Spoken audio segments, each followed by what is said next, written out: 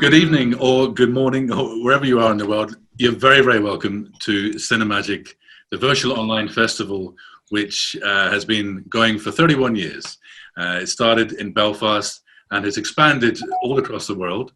And it's such a thrill to be, I suppose, showcasing the transatlantic aspect of the festival, which it now is, because we have Mr. Joe Dante with us live from America. Iconic director who many of us adore his movies. Joe, thank you for being with us. Pleasure. And we have also Robert Townsend joining us from America, who has produced many soundtracks for Joe's movies. So it's a kind of perfect marriage there. Now, what we wanted to do during this kind of hour Zoom chat is really focus on, the greatness of Jerry Goldsmith and his collaboration with Joe Dante, because as you'll hear Joe speak very shortly, very much Joe would attribute a lot of the success of his movies to Jerry Goldsmith's music. And I think, having a director, often, as you know, if you're regular Cinemagic attendees, we speak to a lot of composers, but I think the extra special treat today is speaking to such an iconic director and having the director speak about his relationship with the composer. Ladies and gentlemen, all across the world, welcome, please, Joe Dante to Cinemagic Online. Well, I've always said that editing is a perfect rehearsal for being a director, because you have to figure out how to manipulate the material. And I started as a trailer editor, where one of the things that you have to do is to take a 3-minute scene and reduce it down to 25 seconds. And in doing it, you learn all sorts of tricks about what you don't need in order to put a picture together, and what angles you don't need to shoot, and what reversals you don't need to do. And so later that helps you a lot on the stage, because you have an idea in your head of how these things fit together. So I was very lucky in that sense. And when I first started working for Roger, of course, everything was done very quickly and very cheaply, and you learned the virtue of efficiency and being able to make a decision. When I got a chance to work on the Twilight Zone movie at Warner Brothers, Jerry Goldsmith already was part of the package. Steven Spielberg had hired him already. And so I inherited a composer. And it was a very odd assignment, because it was the basis of the story was that I reimagined a Twilight Zone episode about a kid who can wish people into the cornfield if he doesn't like them. And I changed it to a kid who was a cartoon fanatic and wishes people into cartoon land. And so there was a lot of repurposing of Carl Stalling music, and Jerry but we needed it in stereo. So Jerry was forced to try to get a modern orchestra to play as fast as the studio orchestras did in the 50s. And it was very difficult. They would get very mixed up. But also there was a lot of sound effects, and there was a lot of goofy music, and it was all very unstructured. So I actually got to play the Uga horn and the xylophone and a bunch of other things that I shouldn't have been doing. And we hit it off. And Jerry did a wonderful score. And when I got my big assignment, which was Gremlins, I immediately, of course, went to Jerry and asked him to do it. And that was the beginning of, I guess, what Claude Rains would call a beautiful friendship. I think Bruce Botnick certainly should be credited too, making all of Jerry's music sound good to your films. And he said quite, candidly that whenever he was at the sessions working with you on Twilight Zone, the movie, he loved how you kind of bounced from the booth onto the stage in this kind of giddy schoolboy manner. So it sounded like you really were in your element. It was very exciting, and here's Jerry conducting, his own music, and with all these, and I had a great relationship with the orchestra. He knew everybody by name, and they all seemed to love him. And he was not a patient man. I mean, he would yell at them if they didn't get it right or whatever. But he was so much fun to be around, and it was a thrill. And Bruce Botnick was terrific. Also Arthur Morton, who did his orchestrations. Had I known more at the time about Arthur Morton's career, I would have pumped him about a whole lot of interesting things that I unfortunately never got the chance to. Well, that's what I remember speaking about this with you years ago. Whenever you're sometimes on the film sets, it must be hard getting the actual shooting done, because you want to talk to these legends, often they've got so many great stories. So, You do, but as I often said, when we would get in trouble on a scene and things didn't look like they were going right, with the mantra would be, "Don't worry, Jerry will save it," and Jerry always saved it.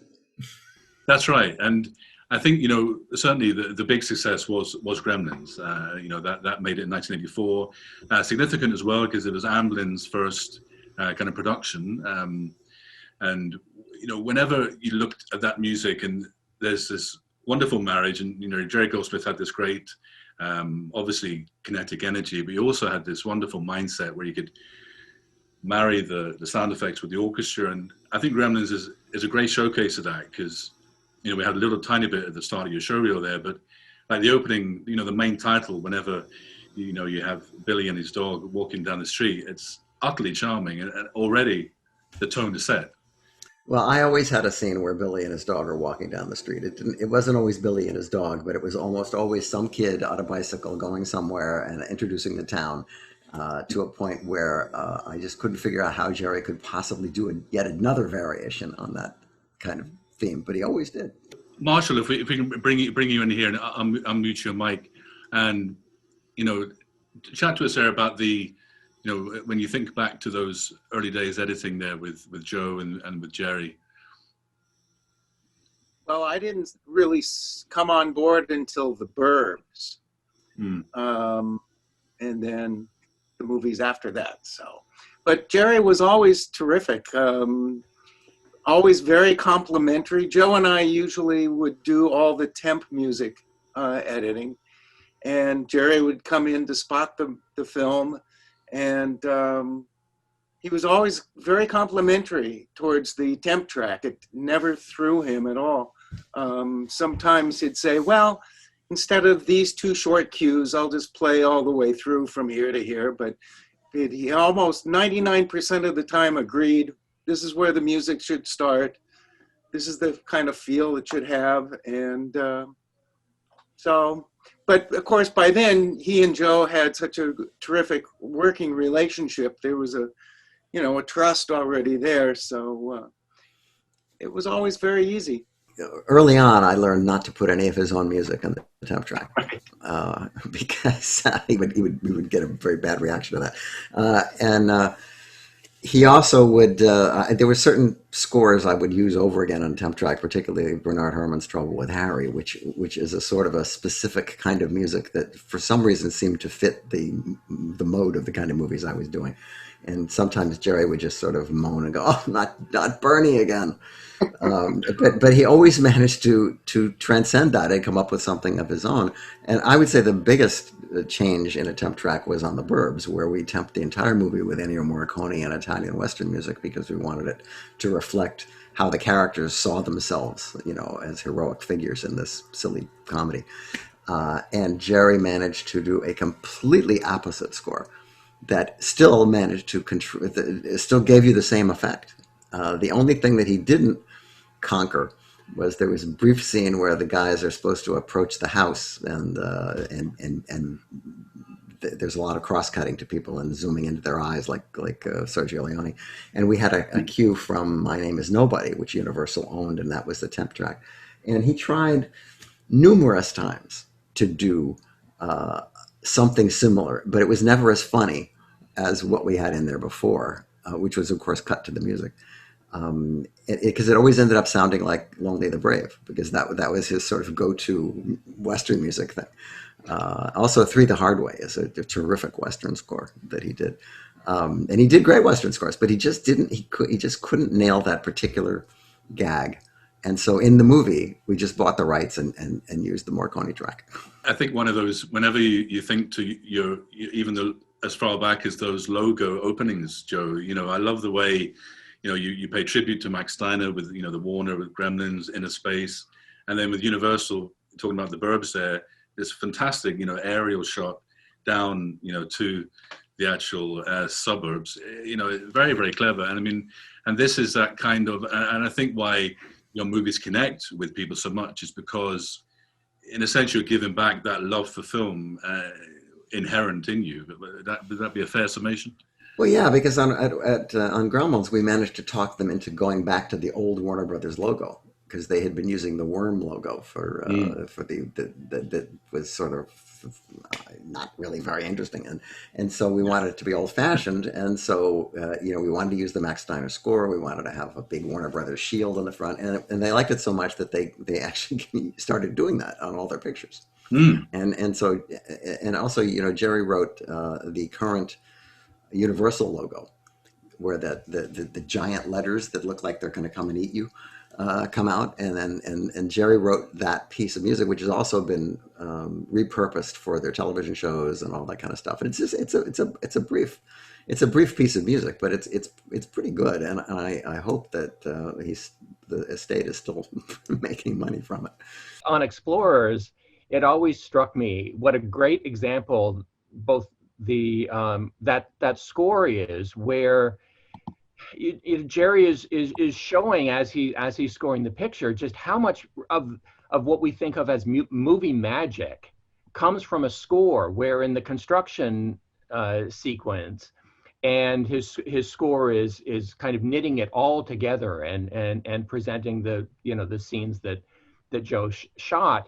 He's doing so much work to just sell the concept of, yeah, this is genuine. Okay, we can believe that this pile of junk that the kids are putting together is going to be able to fly and not not just remain a hunk of junk, but that piece of music just we buy into the whole thing. The Burbs, whenever you think, Tom Hanks has mentioned it in recent interviews that he actually does look back at that movie with a lot of fondness, because he just left big, hadn't he? So this was he was kind Well, of yeah, and also he he came to the cast and crew screening, and I guess we congratulated him on his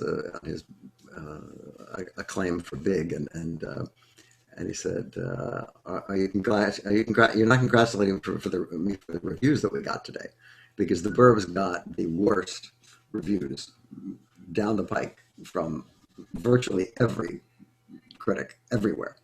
And it did okay, largely I think on Tom's name, but I think he always looked at it as part of his period, his Turner and Hooch period, where he was trying to figure out where his career was going to go.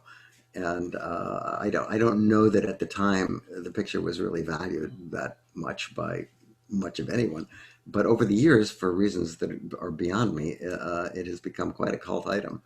And it has its own website. It has a trivia book. It has people who have screenings and talk back to the screen. So it's one of those movies that, for whatever reason, seems to have lasted. And as I always say, I think a great deal of it has to do with the music. I remember one question I brought up when Joe and I were on a panel in Los Angeles together last year that was celebrating what would have been Jerry's 90th birthday, and I asked him, I was always curious. I said, do you recall what your reaction to hearing the Gremlins rag for the first time was? Because it's such a left field concept of Jerry's. And I asked, was it self-evident that, yes, okay, of course, Jerry did it again. This is obviously what that should be. Or was it more of an eyebrow going up and going, really? And the answer was? Yeah, that you mentioned that you asked Jerry. It's like, yeah, it was more like, really? That's it what was you're really, because thinking? in those days he used to play the score for you on the piano, and there's a big adjustment that you have to make in order to try to imagine what the difference is between hearing a score on a piano and hearing it orchestrated. And of course, I wasn't really up to that. The only scoring session I'd ever been to was Twilight Zone. And because all Pino Donaggio's scores were all done overseas and sent back, so I was trying to make the connection of what is this rinky-tink carnival music? How is this going to fit my movie? And I learned to trust him, and of course it was the right music for the movie, and it captured a whole tone of the movie it was my own movie, and I might not have even been aware of that tone until I heard how he interpreted it. And that's why, They say that movies get made several times, first when they're written, then when they're shot, and then when they're edited, but then they get made again at the end when the music is put on, because that can change the entire tone of a movie.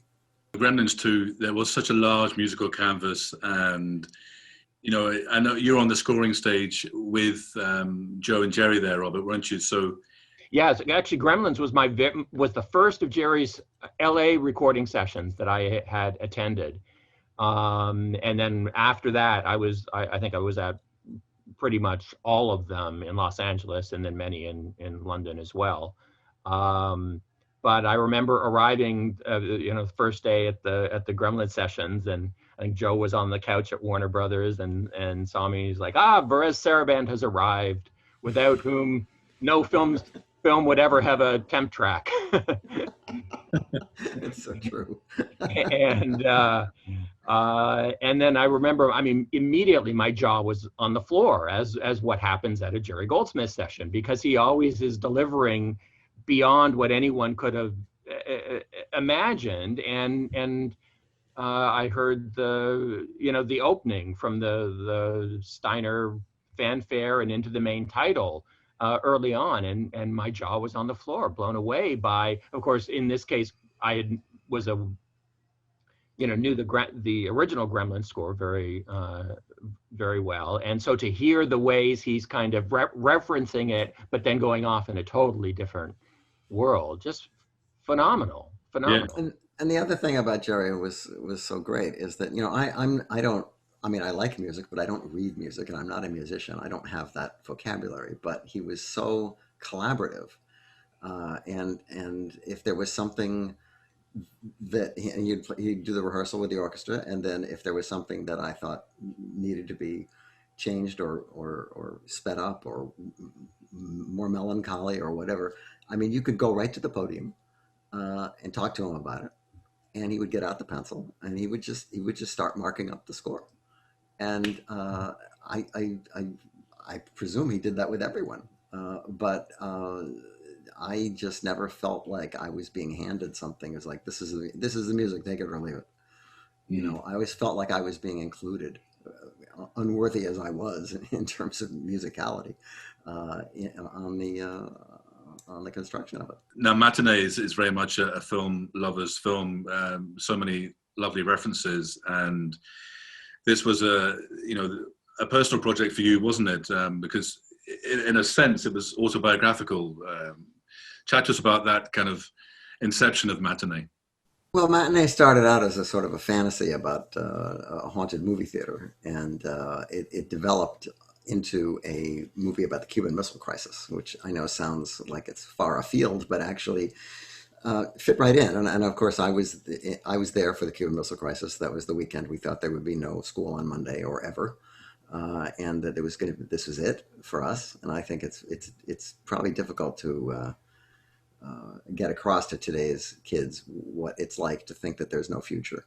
Literally no future. And I was the same age as the lead kid in the movie, and I had a little brother who was the same age. And I was in New Jersey, and the movie takes place in Florida, so I didn't have any missiles on my beach. But and I also never had any horror movie makers come to my local theater to promote their new movie.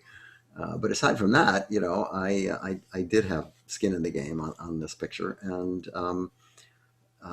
Jerry was in charge of humanizing it, making us being able to identify with these kids in the situation, and it's essentially a comedy, but it's a serious comedy, and you can overdo that kind of music, you can parody it.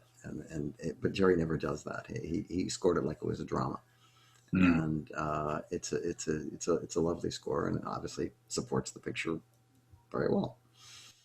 Yeah, so much of the success, certainly of the final couple of reels, is the editing. Marshall, chat to us about the working with, because Joe has the kind of editor mindset. Did you find the shorthand with Joe Dante perhaps easier than working with other directors? Oh, absolutely, yeah. Because of his experience editing, he he knows what works and what doesn't. He knows what he needs to shoot. He knows what problems can occur. So yeah, definitely easier. Moving on, Looney Tunes Back in Action, obviously it's bittersweet. You know, it was his last score, last collaboration, but you know, there's a lot of energy in that music, and you know, certainly lots of fun. You know, lots of Well, fun. he was Jerry was ill during the making of that movie, and but you would never know that. I mean, he was completely energetic, and he was as dedicated as ever. And I saw there was no stoppage of work. There was no, and I know he's going through some painful and troubling times. And again, that was a movie that was even more contentious as far as the dealings with the studio. And of course, it took a year and a half to do. So by the time Jerry got to it, there had been all sorts of second guessing going on, and so he wrote a score, and then he got to a certain point, and he said he just couldn't. The studio came back and said they wanted a completely different ending and a completely different beginning, and and he just said, I can't do that. And so a lot of the music that he wrote didn't make it into the movie because that whole section of the movie isn't in the movie. But John Debney, who was a friend of his, came in and did a very Goldsmith-like score for the last couple of reels of the movie, to a point where you can't really tell where one ends and where one begins. But it is, again, I think it's one of the best scores he did for me, and it's not just because the movie needed so much saving, but it's so energetic. I mean, for a guy who's in his last days, it was a miraculous score, and I think he enjoyed doing it because it was not a heavy score, and it was not not a big dramatic thunderbolt. It was just supposed to be fun, and he had fun with it. Yeah, and Yeah, I really think it was perfect for him to be working on at that time and working with Joe, somebody, such a longtime friend. And again, the score is just such a great example of Jerry still being in control of every ounce of his creativity and drive and energy, despite his health challenges at the time, and delivering everything that we had come to just expect from Jerry Goldsmith scores, and so much energy and fun. Have any stop motion animation or animators from mainland Europe influenced you or your work? And if so, how and who had the biggest impact? Thank you. I would direct you toward Karel Zeman, Karel who Zeman. is Czechoslovakian, Nice.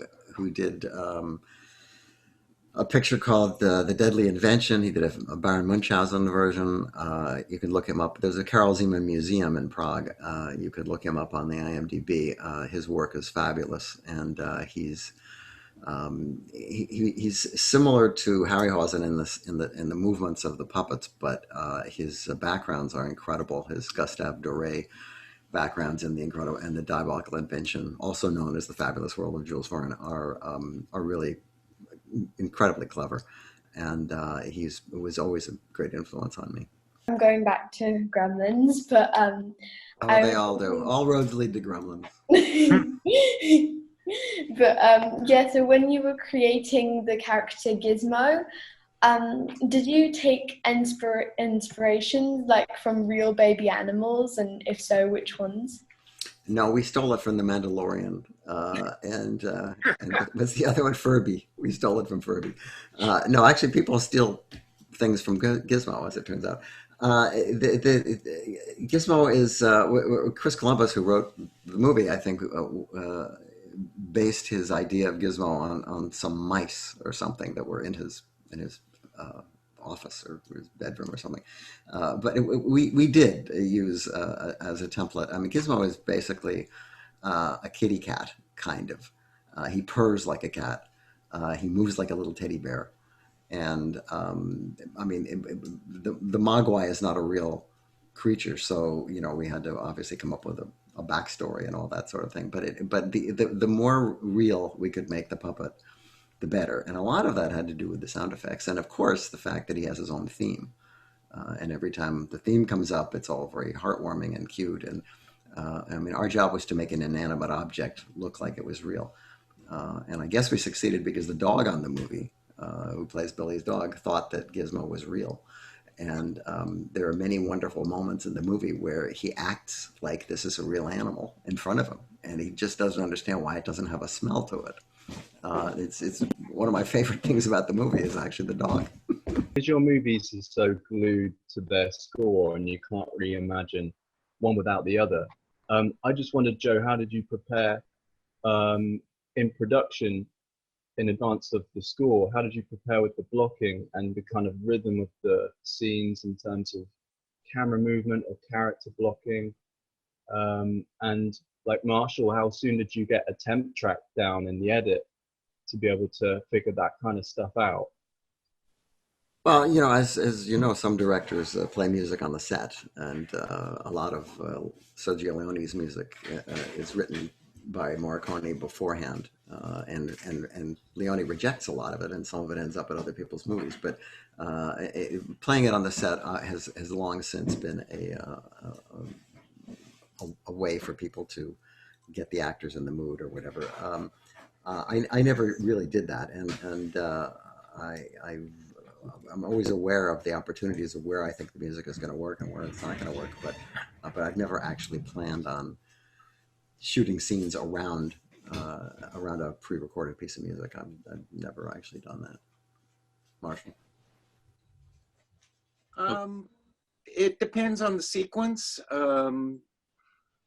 If there's a sequence that doesn't, you know, that was shot MOS, has a lot of, you know, sometimes I'll find a piece of music and put it in fairly early. But usually we wait until the whole movie is assembled in rough cut form, and then we start finding music to put in.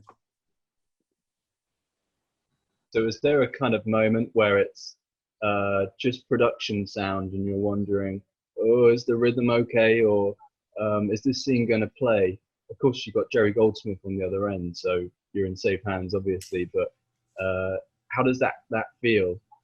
Well, you know, the worst moment in making a movie is usually when you first look at the first assembly, because all you do is you see what you did wrong.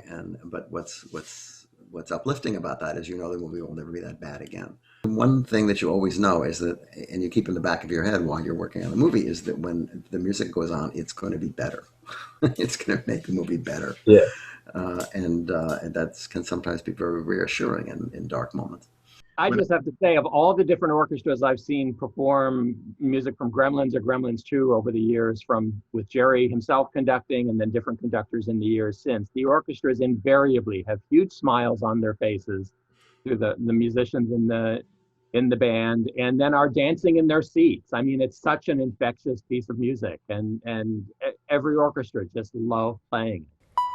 Thanks for watching, and don't forget to subscribe.